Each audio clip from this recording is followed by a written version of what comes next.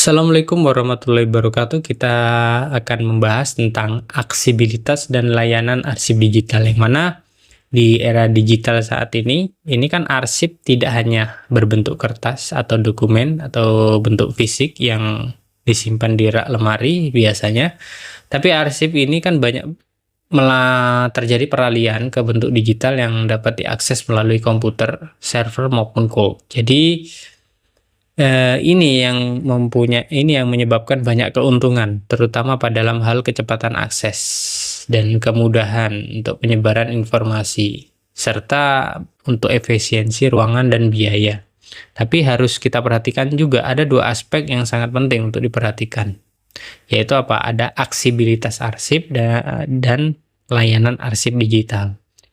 Mengapa ini penting? Karena apa? Karena arsip ini sebenarnya bukan hanya tentang penyimpanan, tetapi juga memastikan bahwa informasi ini bisa ditemukan kembali, juga bisa digunakan dan dimanfaatkan oleh orang yang banyak dengan cara yang aman tentunya ya, dan efektif. Mari kita bahas untuk yang pertama, yaitu prinsip aksibilitas arsip digital. Nah, aksibilitas dalam konteks arsip digital ini artinya apa sih? Artinya berarti bagaimana, sejauh mana arsip itu sebenarnya dapat diakses, bagaimana dapat dibaca dan dipahami, dan digunakan kembali oleh penggunanya yang membutuhkannya. Jadi prinsip aksibilitas ini setidaknya mencakup beberapa aspek ya. Yang pertama yaitu adalah ketersediaan atau availability.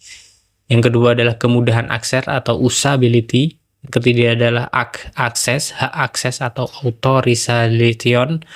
Yang keempat adalah standarisasi format. Nah, untuk ketersediaan atau availability, ini kan arsip digital, ini harus disediakan kapanpun dibutuhkan.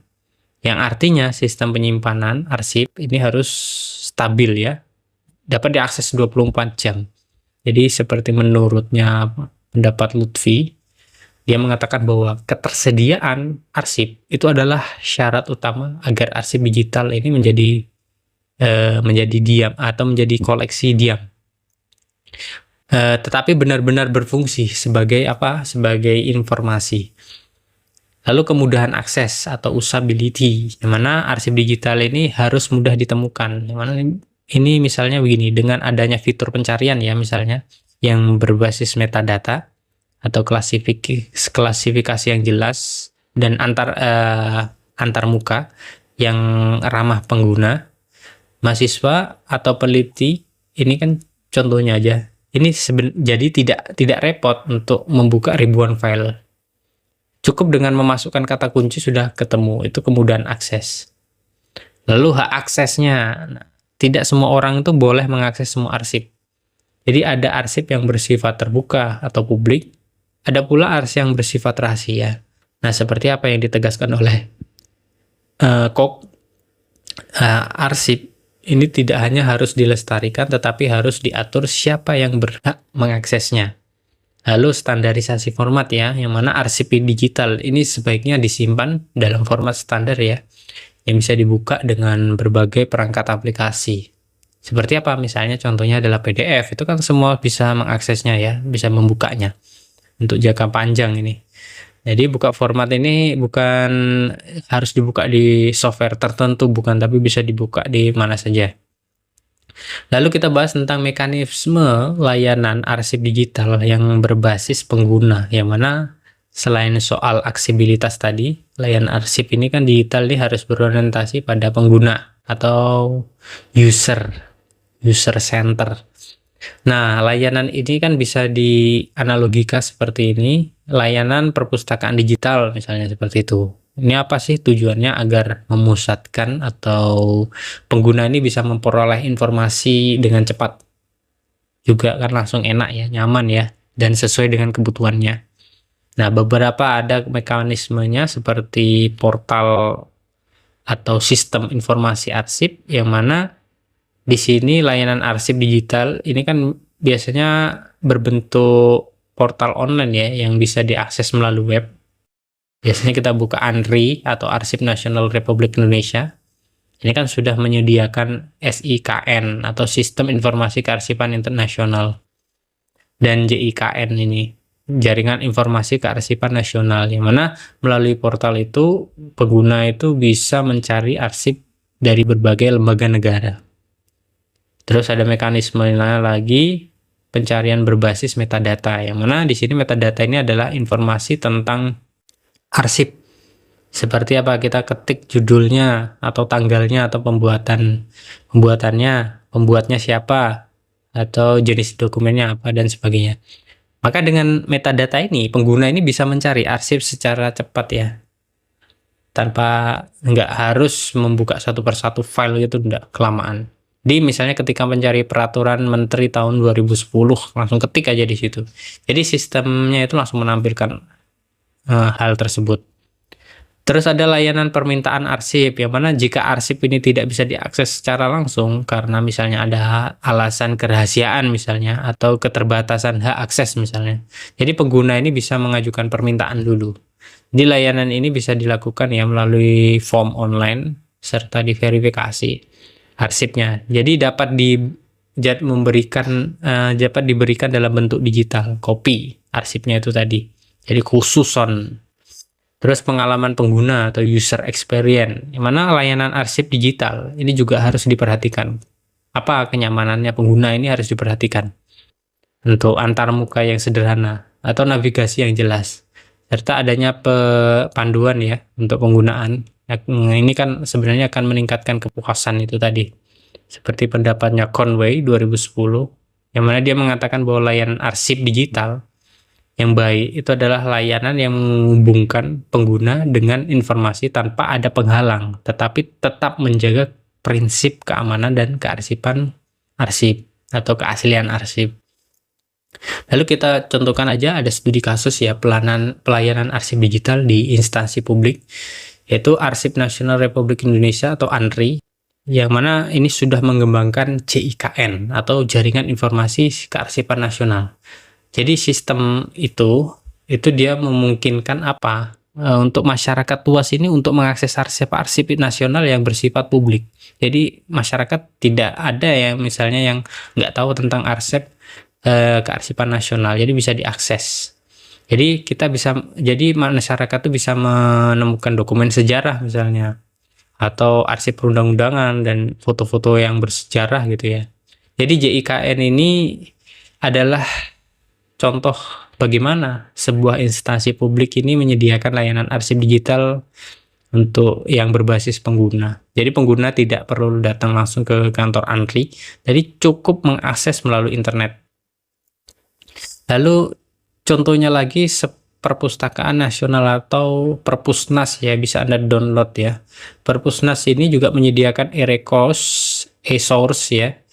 E-source yang merupakan layanan arsip digital, seperti ada jurnal, ada buku elektronik, ada artikel penelitian, dan layanan dan layanan yang lain ya, akun yang gunem.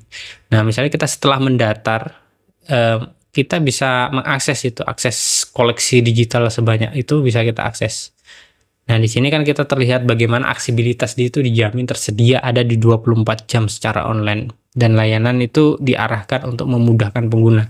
Jadi ada situ di dalamnya itu ada fitur pencarian, ada filter, ada akses jarak jauh. Lalu ada lagi arsip digital pemerintahan daerah. Nah, ini contohnya lagi ya. Ada beberapa pemerintahan daerah ya yang sudah mulai mengembangkan layanan arsip digital. Misalnya Dinas Kearsipan dan Perpustakaan Daerah yang menyediakan arsip pembangunan daerah ya, atau peraturan daerah atau dokumen penting lainnya. Nah, ini sebenarnya apa sih? Untuk transparansi sebenarnya. Transparansi terhadap publik. Sehingga apa? Sehingga masyarakat ini bisa mengakses informasi secara terbuka. Seperti katanya Suryanto, dia mengatakan bahwa implementasi arsip digital di pemerintahan daerah itu sebenarnya bukan hanya soal teknologi, tetapi juga budaya pelayanan. Jadi artinya apa? Artinya perubahan mindset dari arsip sebagai simpanan, ini menjadi arsip sebagai layanan publik. Nah, mari kita bahas lagi yang selanjutnya adalah tentang tantangannya dalam aksesibilitas dan layanan arsip digital. Jadi walaupun manfaatnya besar, tetapi ada loh tantangannya ya.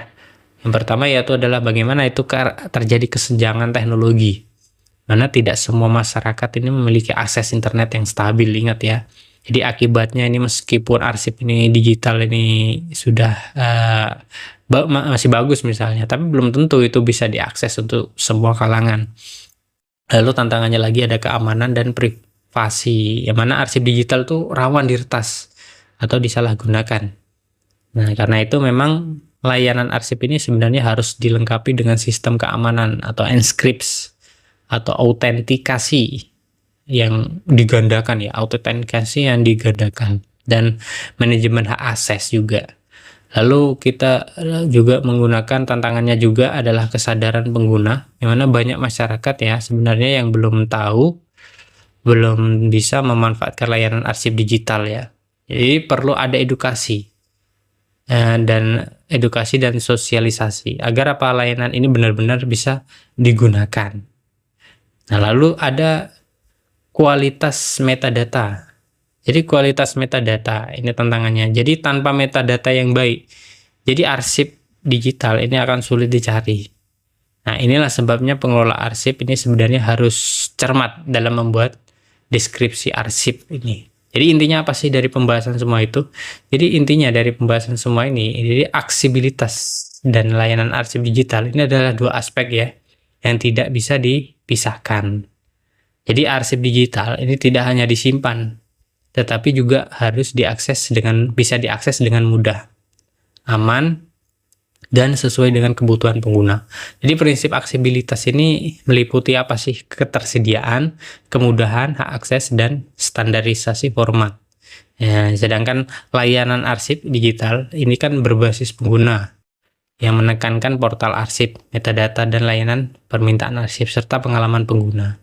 Maka dari studi ANRI tadi, Perpusnas, dan hingga pemerintahan daerah, kita kan bisa melihat bahwa layanan arsip digital ini kan menjadi pilar penting dalam mewujudkan transparansi, akuntabilitas, dan keterbukaan informasi publik. Tapi kita perlu perhatikan adalah ada tantangan seperti apa sih? Ada tantangan seperti teknologi, keamanan data, dan kesadaran pengguna. Nah, ini masih perlu diatasi dengan strategi yang tepat. Sebagaimana diungkapkan oleh Jimerson, dia mengatakan bahwa arsip digital itu sebenarnya bukan sekedar koleksi, melainkan layanan yang harus bermanfaat bagi masyarakat luas. Oke, kita bisa lanjut video berikutnya. Assalamualaikum warahmatullahi wabarakatuh.